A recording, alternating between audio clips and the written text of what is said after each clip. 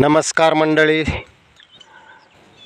स्वागत आहे सर्वांचं माझ्या चॅनलमध्ये।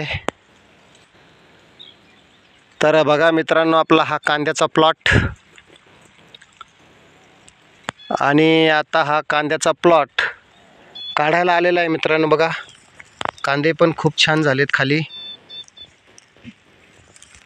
हा कांद्याचा प्लॉट मित्रांनो काढायला आला आहे आणि हा ठिबक पद्धतीने लावलेला होता। आपण ठिबकवरती लावलेले कांदे आहेत, म्हणावा असे चांगले नाही आलेत पण बरे आहेत।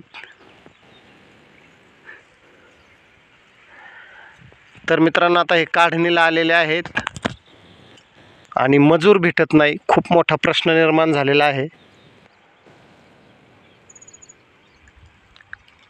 कारण आता सगळीकडेच काढण्या कांद्याच्या सुरू होत आहे आणि मित्रांनो, कांदे काढणीला मजूर भेटत नाही आणि आहे ते मजूर पण 500 रुपये रोज मागतात। बरं, 500 रुपये रोज देऊन सुद्धा तयार आहे आम्ही कांदे काढायला द्यायला, पण भेटत नाही। तर बघू शकता, कांद्याची साईज वगैरे चांगल्या प्रकारची झालेली आहे, छान कांदे आलेत।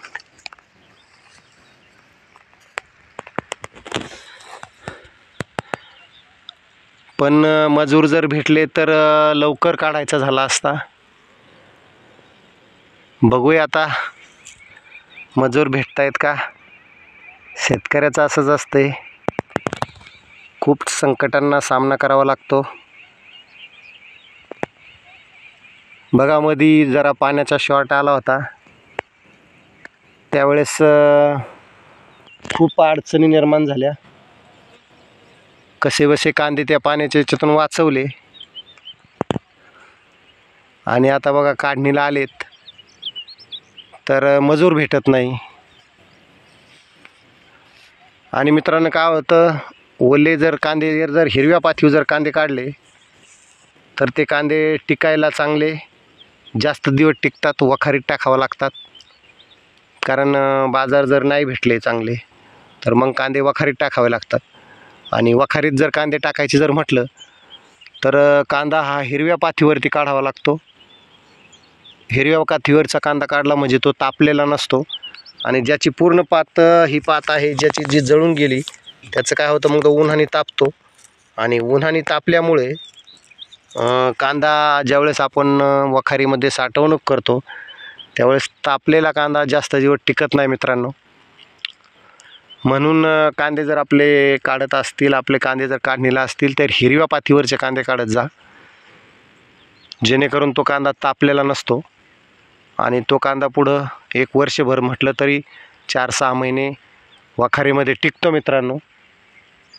तर म्हणूनच आपण हिरव्या पातीवरती कांदे काढायचे आहे, म्हणूनच मजूर पाहत आहे।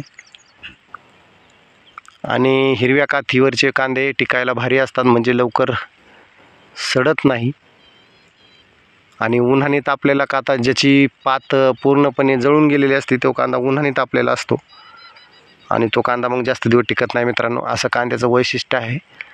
तर मित्रांनो बघा, आता खूप खर्च आहे याला। जर मार्केट जर चांगलं नाही भेटलं तर आपल्याला याला वखार करावे लागणार आहे।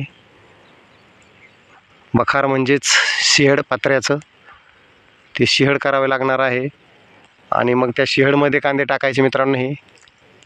आणि चांगला जर भाव जर आला त्याच वेळेस ती वखारीतून बाहेर कांदे काढायचे आणि विकायचे।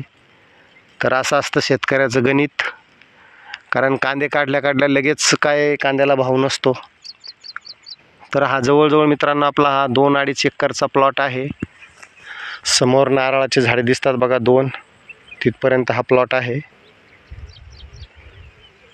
तर अशा पद्धतीने आपले कांदे आहे। इकडे खाली एक प्लॉट आहे मित्रांनो, या बाजूला एक।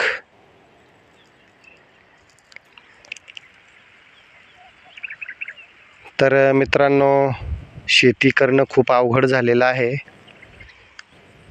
शेती म्हणजे पहिलं भांडवल खूप घालावं लागतं आणि भांडवल घातल्याच्या नंतर मग 4-6 महिन्यानं आपल्याला त्याचं उत्पादन मिळतं मित्रांनो. अशी आहे ती शेती. तर मित्रांनो, आता परिस्थिती खूप अवघड आहे. उन्हाळा दिवस आहे, कांदे जास्त तापू नये म्हणून आपण हिरव्या पाथीवर काढण्याचा निर्णय घेतलेला आहे. बघू एवढ्या 4-2 दिवसात मजूर जर भेटले तर आपण लगेच कांदा काढणीला सुरुवात करणार आहे, म्हणजे तो जास्त तापणार नाही. बघू शकता कांदा खूप छान झालेला आहे. बघा अशी क्वालिटी आहे कांद्याची.